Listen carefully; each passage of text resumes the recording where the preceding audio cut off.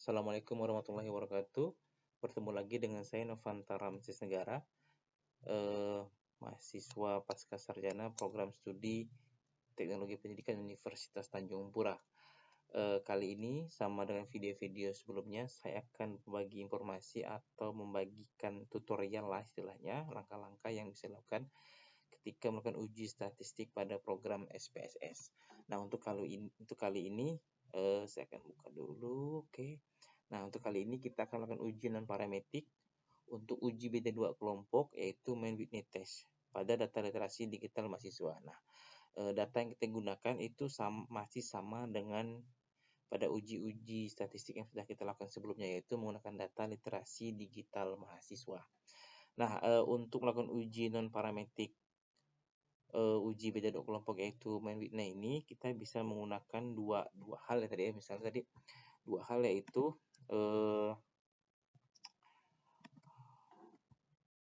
menggunakan Kolmogorov-Smirnov atau menggunakan Sapirowicz. Nah, langkah-langkah untuk melakukan uji normalitas ini sudah saya buat pada video-video sebelumnya, tetapi saya akan informasikan lagi atau saya coba review kembali bagaimana melakukan uji normalitas tadi.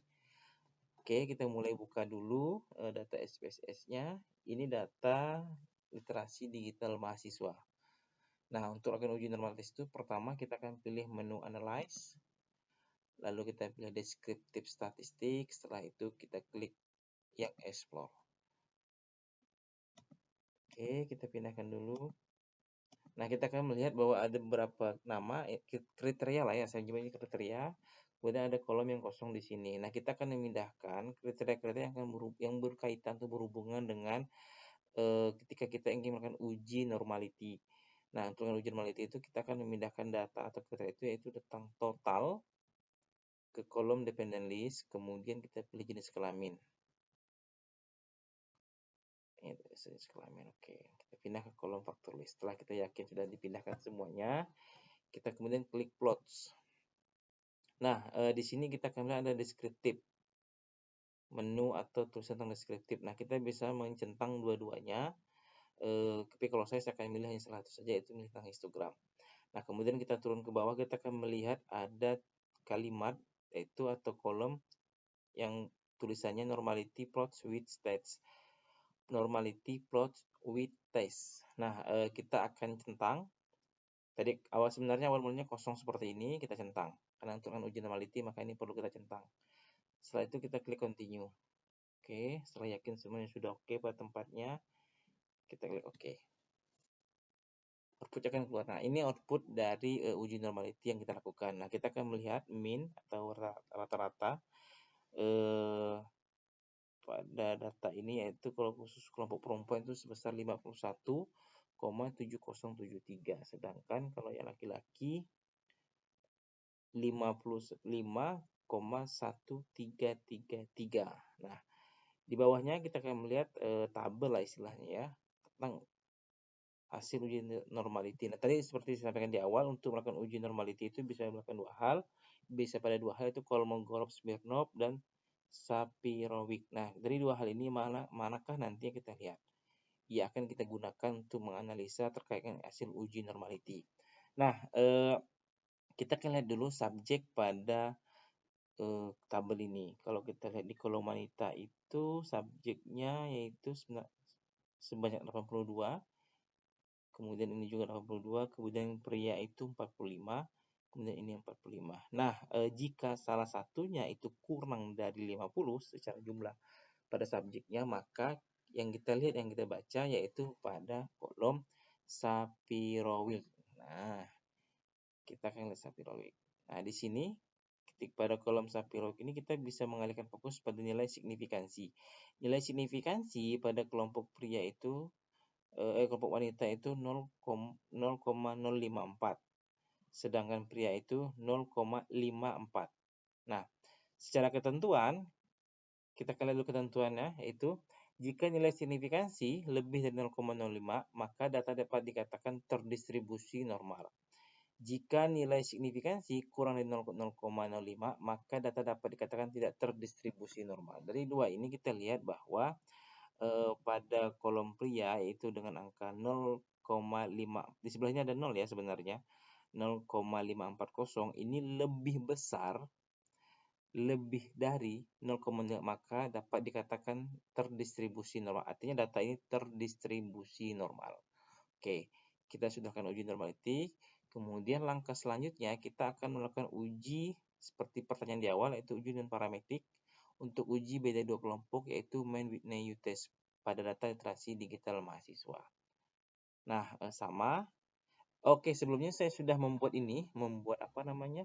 langkah-langkah panduan ketika menggunakan SPSS pada uji beda dua kelompok Mann-Whitney. Yang pertama, ini sudah saya tuliskan tadi. Kita akan mulai pilih klik analyze di menu atas, kemudian kita pilih kolom non parametrik, kita klik lagi legacy dialog, kemudian kita pilih yang two independent sample. Maka kita kemudian masukkan variabelnya. Tadi oke, kita coba. Oke, ini tadi. Nah, pertama kita klik analyze, lalu kita pilih non parametric test. Tadi kan keterangannya pilih non-parametric test, kemudian kita pilih legacy dialog.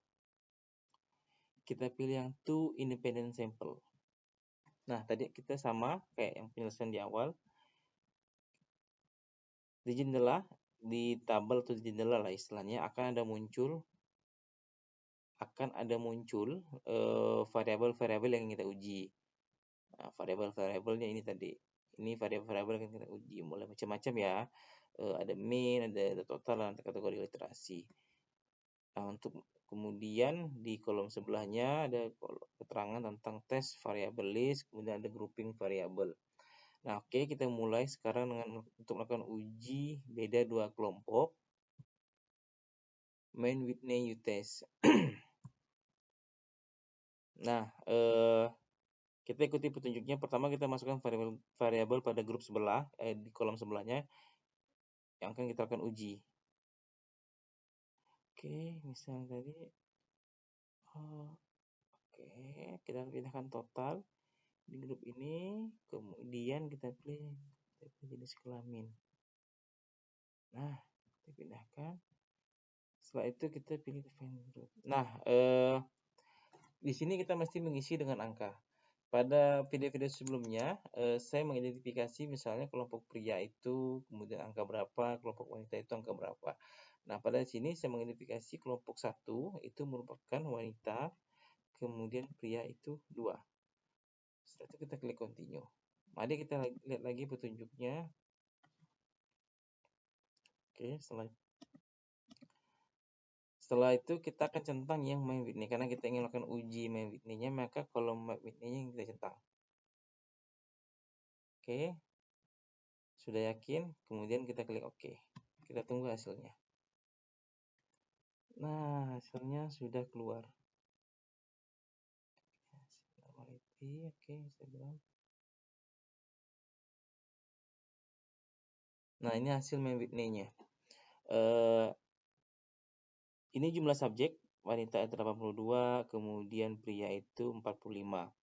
Ini nilai teratanya, kalau perempuan itu 56,20, kemudian laki-laki itu 78,25. Nah, kita akan melihat bagaimana menarasikan pada hasil uji Mann-Whitney test ini. Sebenarnya saya sudah siapkan narasinya karena uji ini sudah dilakukan sebelumnya. Narasinya seperti ini. Kita akan lihat tadi. Nah, jika kita melihat rata-rata nilai literasi digital mahasiswa, yaitu min rank, lebih tinggi dibandingkan mahasiswa perempuan, maka bisa dikatakan mahasiswa laki-laki itu menunjukkan keterampilan lebih baik dalam literasi digital. Kita lihat dulu hasilnya seperti apa pada rata-rata. Nah, di sini kita lihat min rank-nya ternyata lebih tinggi daripada nilai prianya lebih tinggi wanita. Sehingga bisa dikatakan kelompok pria itu lebih menunjukkan keterampilannya lebih baik dalam literasi digital untuk mendukung program dibandingkan mahasiswa yang perempuan. Nah, demikianlah video tentang langkah-langkah tutorial untuk melakukan uji non-parametrik untuk uji Mann-Whitney test pada data literasi digital mahasiswa. Oke, terima kasih semuanya. Assalamualaikum warahmatullahi wabarakatuh. Sampai jumpa di video selanjutnya.